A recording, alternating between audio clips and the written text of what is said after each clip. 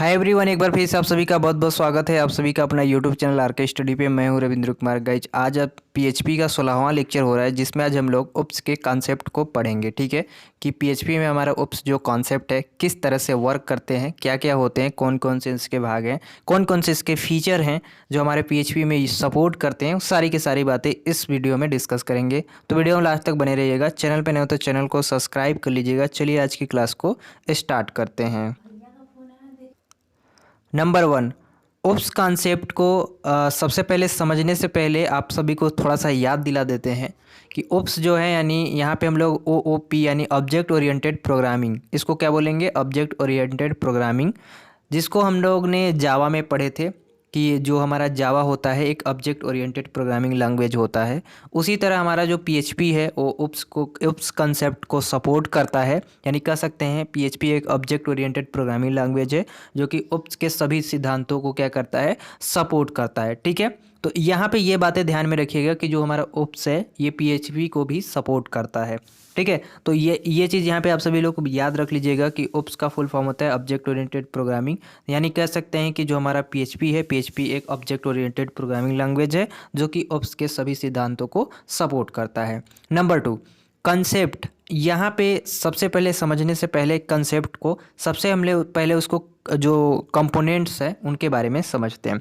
तो यहाँ पे हम लोग जो उप्स है इसमें हम लोग 3 टाइप के कंपोनेंट पढ़ते हैं। फर्स्ट जो है हमारा ऑब्जेक्ट ओरिएंटेड एनालाइज होता है। दूसरा होता है हमारा ऑब्जेक्ट ओरिएंटेड दूसरा हमारा होता है ऑब्जेक्ट ओरिएंटेड डिजाइनिंग।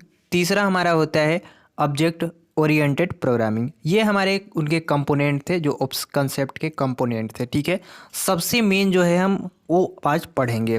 क्या पढ़ेंगे कि जो हमारे उप्स है उनके जो कंसेप्ट है किस पे आधारित होते हैं, यानी उनके कौन कौन से फीचर हैं।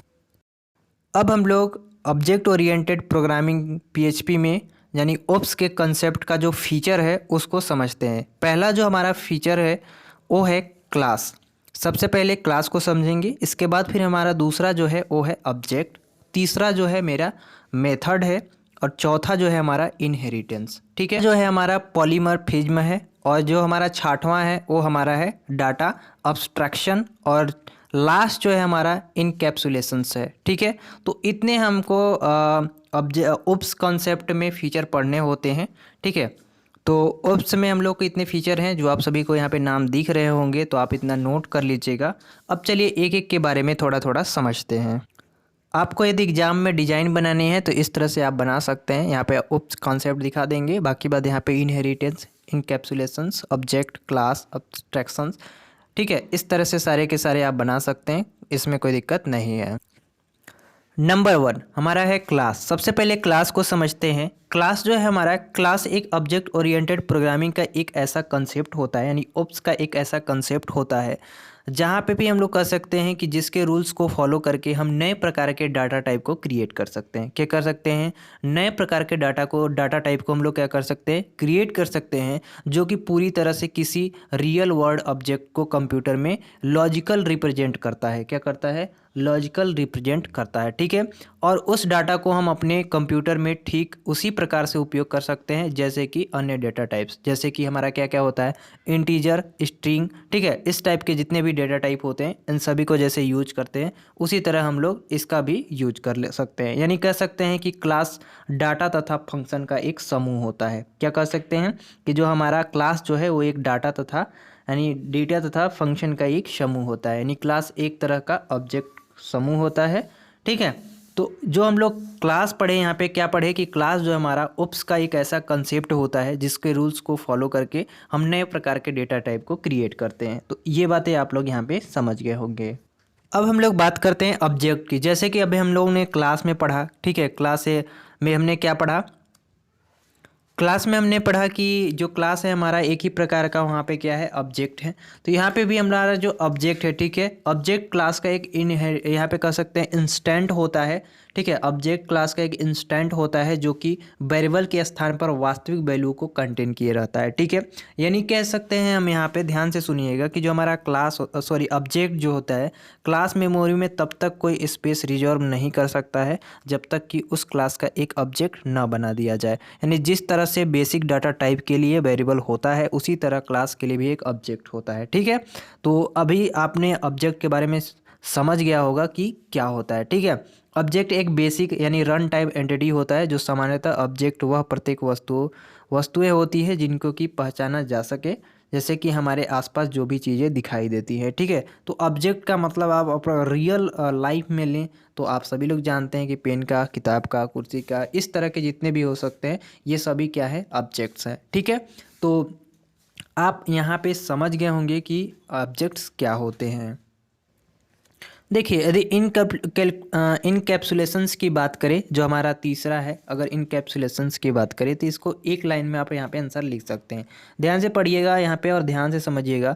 डेटा तथा फंक्शन को एक ही यूनिट में सम्मिलित करना यानी जोड़ना इनकैप्सुलेशंस कहलाता है। आपका एक लाइन में हो गया। अब इसमें समझिएगा कि इसमें क्लास के वेरिएबल्स प्रोवाइड होते हैं और इन्हें क्लास के बाहर डायरेक्ट एक्सेस नहीं किया जा सकता। इनकैप्सुलेशंस को क्लास के रूप में यूज करते हैं और एक क्लास में हम डाटा और मेथड को एक ही यूनिट के रूप में एक साथ रख सकते हैं। अब कहने का मतलब समझिएगा कि इनकैप्सुलेशंस में किसी भी सिस्टम की जो हमारी वर्किंग होती है, ठीक है, उसको हार्ड करके उसको उपयोग में लेने के लिए एक वेल डिफाइन करना होता है। यानी कह सकते हैं कि वेल डिफाइन इंटरफेस तैयार करने होते हैं।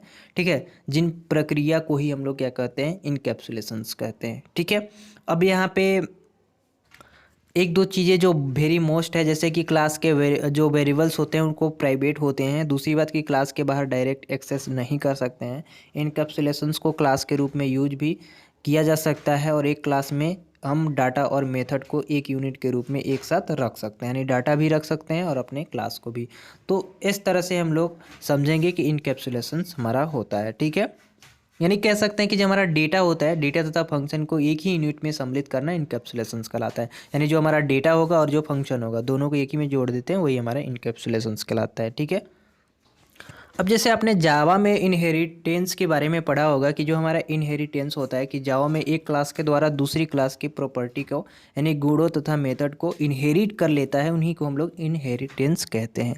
अब हम लोग पीएचपी में समझेंगे कि जब एक क्लास के, ठीक है, जब एक क्लास के ऑब्जेक्ट द्वारा दूसरे क्लास के ऑब्जेक्ट के, एक क्लास के दूसरे क्लास के ऑब्जेक्ट के प्रॉपर्टी को इनहेरिट किया जाता है, उसे ही हम लोग क्या कहते हैं, इनहेरिटेंस कहते हैं। मतलब हम लोगों ने जावा में जो पढ़ा था वही हम लोग पीएचपी में भी पढ़ेंगे। ठीक है, यानी हम लोग यहाँ पे पीएचपी लिखेंगे कि पीएचपी में एक क्लास के द्वारा दूसरी क्लास के प्रॉपर्टी यानी गुणों को, मेथड को इनहेरिट कर लेता है, उसी को हम लोग इनहेरिटेंस कहते हैं। तो आई होप कि इनहेरिटेंस समझ गए होंगे क्या होता है। अगला हमारा जो है वेरी इंपॉर्टेंट है, जो कि पॉलीमॉर्फिज्म है। ठीक है, अब पॉलीमॉर्फिज्म देखिए यहाँ पे दो शब्द को अलग अलग कर दिया है और इसका अर्थ बना दिया है। जैसे कि पॉली का अर्थ बता दिया है क्या, मेनी, यानी बहुत सारे हो गए। ठीक है, यहाँ पे फिर आगे है पॉलीमॉर्फिज्म है, तो यहाँ पे मॉर्फिज्म को यहाँ पे कह दिया है कि फॉर्म से रिलेटेड है। ठीक है, यानी पॉली का अर्थ हो गया बहुत सारे जो फिज्म हमारे पास होंगे, यानी मेनी फॉर्म होंगे, बहुत सारे फॉर्म होंगे, उसी को हम लोग यहाँ पे पॉलीमॉर्फिज्म बोलेंगे। यानी पॉलीमॉर्फिज्म की अगर बात करें हम लोग, तो पॉलीमॉर्फिज्म जो है एक ऐसा कंसेप्ट है जो कि मेनी फॉर्म यानी बहुत सारे फॉर्म को बहुत सारे फॉर्म के कंसेप्ट हैं जो कि हम एक ही वर्क को दो भिन्न तरीके से करते हैं। ठीक है, यानी कहने का मतलब है कि साफ साफ यहाँ पे कहने का मतलब है कि जो पॉलीमॉर्फिज्म जो है हमारा, ये बेसिकली मेनी फॉर्म यानी बहुत सारे फॉर्म के कंसेप्ट हैं जो कि एक वर्क को दो भिन्न तरीके से कर सकते हैं। ठीक है, तो यही हमारा पॉलीमॉर्फिज्म है। यहाँ पे हम लोग जावा में पॉलीमॉर्फिज्म जो है दो तरह से पढ़ते हैं और पीएचपी में भी दो तरह से पढ़ते हैं। पहला हमारा कंपाइलर टाइम होता है, ठीक है, जिसको हम लोग स्टैटिक भी बोलते हैं, और दूसरा हमारा रन टाइम होता है, यानी इसको डायनामिक बोलते हैं। ठीक है, अब इनके बारे में समझते हैं। आप सभी को पीएचपी में जो कंपाइलर टाइम होता है उसको हम लोग यहाँ पे मेथड ओवरलोडिंग के नाम से जानते हैं। ठीक है, यानी जो हमारा कंपाइलर टाइम पॉलीमॉर्फिज्म जो है इसको हम लोग मेथड ओवरलोडिंग कहते हैं। ठीक है, या अर्ली बेंडिंग भी कह लेते हैं। ठीक है, तो याद रखिएगा। अब इसका मतलब समझिएगा, ठीक है। सबसे पहले हम लोग ओवरराइडिंग पढ़े हैं, तो इसका मतलब समझिएगा कि हम समान नाम मेथड को डिफरेंट सिग्नेचर के साथ डिक्लेयर करते हैं, क्योंकि हम अलग अलग टास्क को एक ही मेथड नेम के साथ परफॉर्म करते हैं, ठीक है, परफॉर्म कर सकते हैं। उसी को हम लोग क्या कर सकते हैं, ओवरलोडिंग कर सकते हैं, ठीक है, या हम लोग उसको कंपाइल टाइम बोल सकते हैं, ठीक है, यानी कंपाइल टाइम पॉलीमॉर्फिज्म बोल सकते हैं। तो यहाँ पे आप सभी को क्या समझना है कि समान नाम के मेथड हो बट वहाँ पे डिफरेंट सिग्नेचर के साथ डिक्लेयर करते हो, ठीक है, क्योंकि हम अलग अलग टास्क को एक ही मेथड के नेम के साथ परफॉर्म कर सकते हैं, ठीक है। तो ये चीज़ें आप लोग समझ गए होंगे यहाँ पे कि कंपाइलर टाइम क्या होता है, ठीक है, जिसको हम लोग दूसरे ओवरलोडिंग के नाम से भी जानते हैं। अगला हमारा है रन टाइम, जिसको हम लोग यहाँ पे बोलते हैं, दूसरा नाम से हम लोग इसको बोल सकते हैं ओवर राइडिंग। ओवरलोडिंग था वहाँ पे, अब हम लोग इसको बोलते हैं मेथड ओवर राइडिंग, ठीक है। इसमें क्या होता है कि इसका हम समान नाम के मेथड को समान सिग्नेचर के साथ डिक्लेयर करते हैं, ठीक है, माने समान जो एक टाइप के होंगे सिग्नेचर, उन्हीं के साथ हम लोग मेथड को डिक्लेयर करते हैं। तो इसमें रन टाइम पॉलीमॉर्फिज्म कहलाता है। अब आगे हम लोग जो ओप्स है हमारा, उसके कुछ एडवांटेज हैं, उनको फटाफट से पढ़ते हैं और आगे बढ़ते हैं, ठीक है। सबसे पहले लिखा है कि इसमें प्रोग्राम का स्ट्रक्चर बहुत ही सिंपल होता है, जिससे कम्प्लेक्सिटी कम होती है।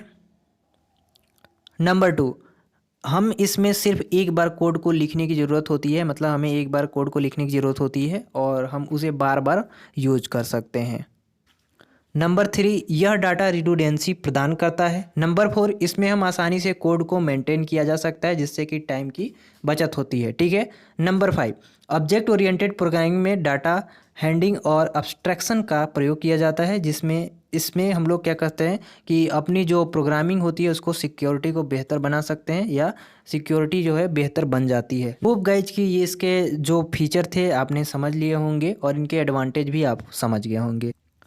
तो आज की क्लास में बस इतना ही रखते हैं। ओप्स कॉन्सेप्ट आप सभी को बताने थे, तो वहाँ पे आपने ओप्स कॉन्सेप्ट को समझ लिया होगा, ठीक है।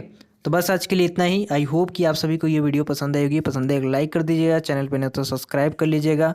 मिलेंगे नेक्स्ट लेक्चर में, तब तक के लिए जय हिंद। अपने दोस्तों के साथ भी ज़रूर शेयर करें।